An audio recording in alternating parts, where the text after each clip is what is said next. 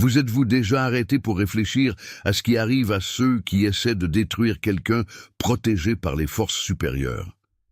Ils pensent qu'ils peuvent agir sans conséquence, mais la vérité est très différente. Et aujourd'hui, vous découvrirez pourquoi. Avant de continuer, vous vous abonnez à la chaîne et partez pour que ce message atteigne plus de gens. Et commentaires ici. Croyez-vous en la justice divine? Oui ou non? Je veux connaître votre opinion. Maintenant, préparez-vous. Parce que ce qui vient ensuite peut changer complètement votre vision du monde qui vous entoure. Depuis le début des temps, ceux qui osent défier les élus ont toujours fini par tomber dans leur propre piège. C'est parce que ce n'est pas seulement une confrontation humaine, mais un affrontement spirituel. Quand quelqu'un décide d'attaquer un élu, il ne fait pas que la guerre contre une personne, mais remet en question les forces supérieures qui agissent pour protéger et guider ces êtres spéciaux. L'erreur mortelle des ennemis est de croire que leurs actions passent inaperçues ou qu'ils peuvent manipuler le destin sans conséquence. Cependant, l'univers a ses propres lois et, tôt ou tard, tous ceux qui se lèvent contre une destination incessante. L'attaque contre une élue, c'est comme jeter des pierres sur une montagne. L'impact peut même faire du bruit, mais la roche reste inébranlable, tandis que l'agresseur passe inutilement ses forces. En effet, ces personnes ont un bouclier invisible, un bouclier formé par un but divin, une protection spirituelle et un destin pour quelque chose de beaucoup plus grand que n'importe quel plan de leurs ennemis. À chaque tentative de leur faire du mal, leurs persécuteurs accélèrent leur propre destruction, car en attaquant un protégé par le divin, l'agresseur lui-même se met dans l'univers. La ruine de ceux qui défient les choisis ne vient jamais immédiatement, mais qui est méticuleux et cruel. Au début, tout semble être sous contrôle, et les ennemis croient même qu'ils sont sortis victorieux. Mais progressivement, sa vie commence à s'effondrer dans des domaines qu'il n'imaginait même pas. Les relations se détériorent, les opportunités disparaissent et un sentiment de vide s'installe. En effet, la justice divine n'est pas une punition commune, mais un ajustement de l'équilibre universel, où chaque action négative revient à son expéditeur avec une force multipliée. Il y a une règle immuable dans l'univers. Tout ce que nous émettons nous revient avec une force redoublée. Dans le cas des élus, cette loi se manifeste encore plus intensément, car ce sont des pièces fondamentales dans l'équilibre spirituel du monde. Quand quelqu'un essaie de détruire un élu, il ne fait pas seulement un problème pour lui, mais remet en question son propre ordre divin. Et que se passe-t-il lorsque quelqu'un se bat contre l'univers lui-même? La réponse est simple, il perd. Beaucoup de gens croient qu'ils peuvent agir sans conséquence, mentir, trahir et conspirer. Mais la vérité est que personne n'échappe au retour énergétique de leurs actions. Le mal qu'ils essaient de faire aux élus devient un boomerang net qui revient avec une précision effrayante. Le temps peut même créer l'illusion que rien ne se passe, mais lorsqu'ils s'y attendent le moins, les signes commencent à apparaître, des échecs inexplicables, des relations ruinées, des pertes financières et un vide qui les consomme. Ce n'est pas une punition divine au sens traditionnel, mais la réponse inévitable à vos propres choix. L'univers ne le punit pas injustement, il ne reflète que ce que chacun génère. Lorsqu'une personne envoie la haine et l'envie à une élue, elle se condamne en fait. Le poids même de l'énergie négative qui a émis se retourne contre lui, devenant un fardeau insupportable. Et tandis que l'ennemi est lentement détruit, l'élu continue de se diriger intact, car sa mission est supérieure à toute tentative de sabotage. L'énergie n'est jamais perdue, elle devient juste. Lorsque quelqu'un jette l'envie, la haine et la destruction contre un élu, cette charge négative ne disparaît pas dans les airs. Au contraire, il s'accumule et revient à l'expéditeur avec une double intensité. L'univers fonctionne comme un grand miroir, reflétant tout ce que nous projetons. Ainsi, ceux qui consacrent leur vie à essayer de renverser les élus se retrouvent piégés dans un cycle d'auto-allaitement dont ils ne peuvent pas s'échapper. Les ennemis croient qu'ils peuvent agir de l'impunité, sans se rendre compte que chaque action négative les maintient encore plus dans le réseau du poison lui-même. Ce qu'ils veulent pour les élus deviennent leur propre ruine.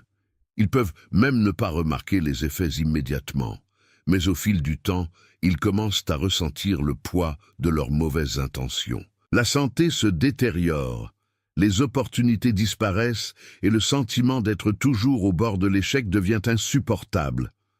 En effet, la vie réagit aussi souvent que nous aimions, et ceux qui répartissent le chaos ne trouveront jamais la paix.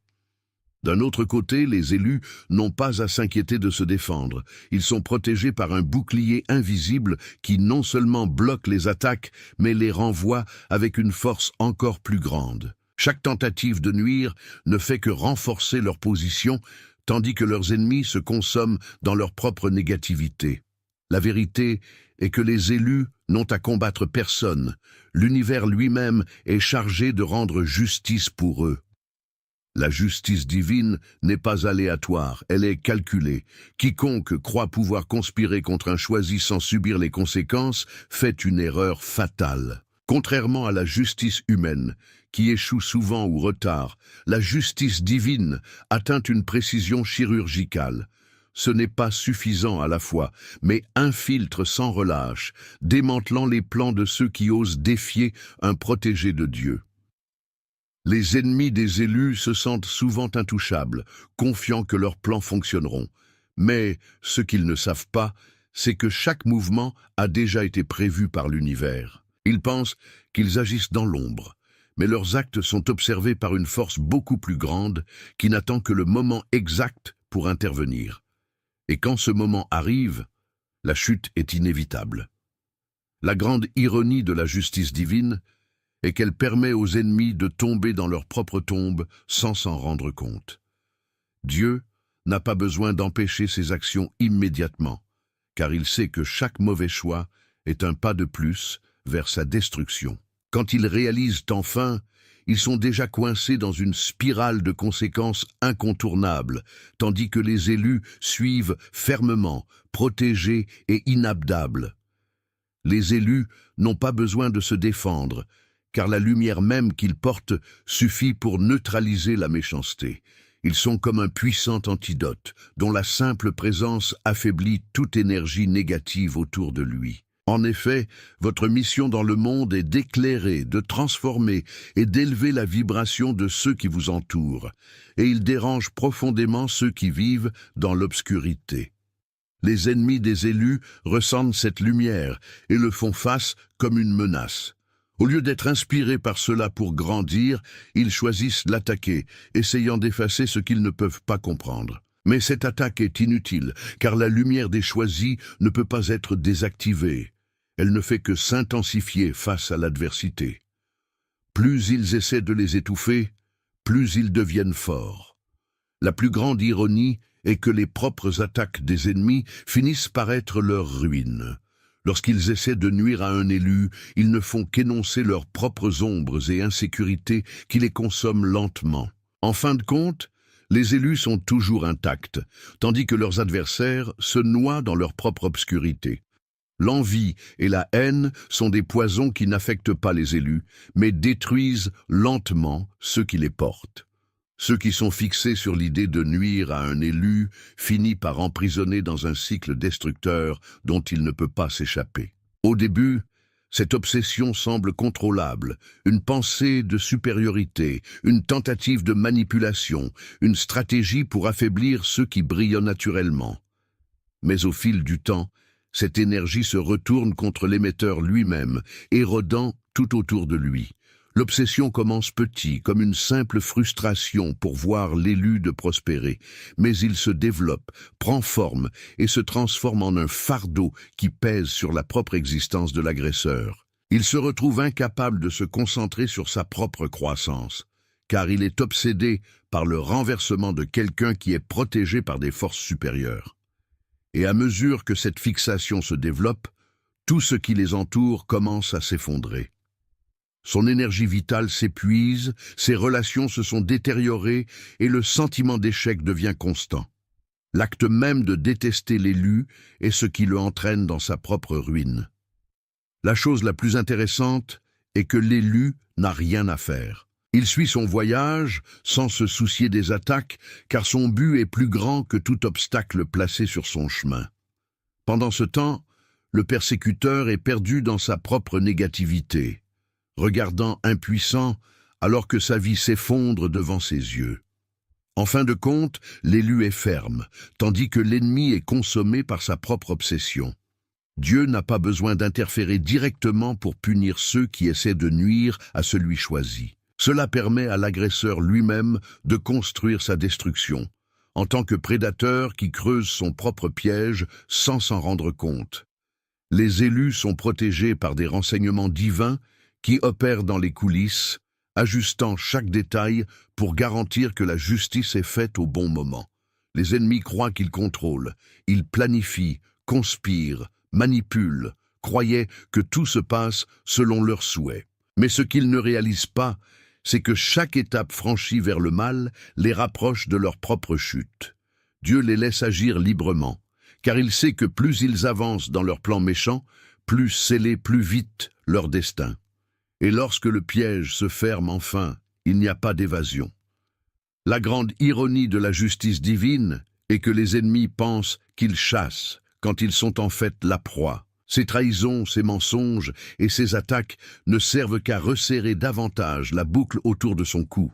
En fin de compte, ceux qui ont tenté de détruire celui élu découvrent qu'ils signaient simplement leur propre phrase.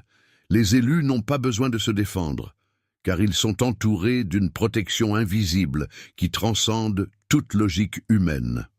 Pour ceux qui essaient de les attaquer, cette barrière est un mystère inexplicable. Ils jettent leurs flèches de haine, mais ils n'atteignent jamais la cible. Ils créent des plans pour renverser les choisis, mais tout s'effondre avant même qu'ils ne commencent. Pire, plus ils essaient, plus ils sont détruits. Ce que les ennemis ne comprennent pas, c'est que les élus ne sont pas seuls. Il existe une force majeure qui agit en votre faveur, une énergie qui bloque toute tentative de sabotage. Cette protection n'est pas seulement de la foi ou du destin, mais de quelque chose de beaucoup plus profond, un but qui doit être rempli. Alors que l'élu est aligné avec sa mission, rien ne peut le renverser.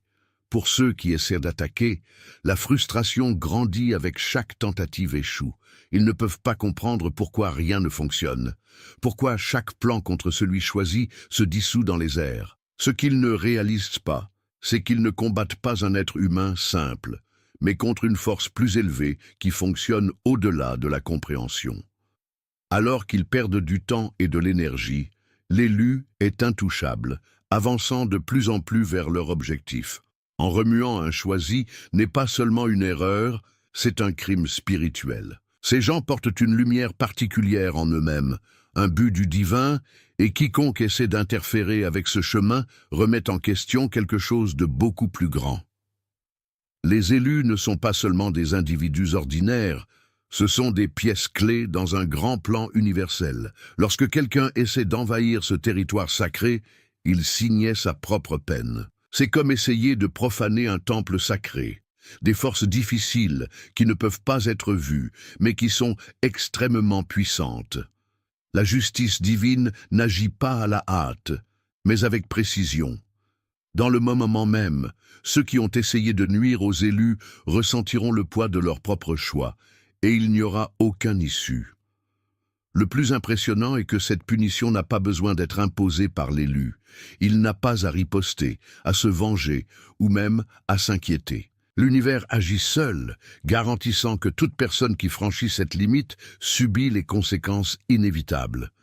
En fin de compte, les ennemis se rendent compte trop tard que le déplacement de celui choisi est le même que de remettre en question leur propre destination.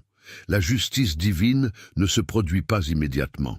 Il arrive en couche, démantelant la vie des ennemis des petits élus à petits, sans relâche et sans retour. Au début, les conséquences semblent subtiles. Une perte financière ici, un désaccord là-bas, mais au fil du temps, les fissures se transforment en effondrement complet jusqu'à ce que rien d'autre. Le premier signe de la chute est la perte de paix.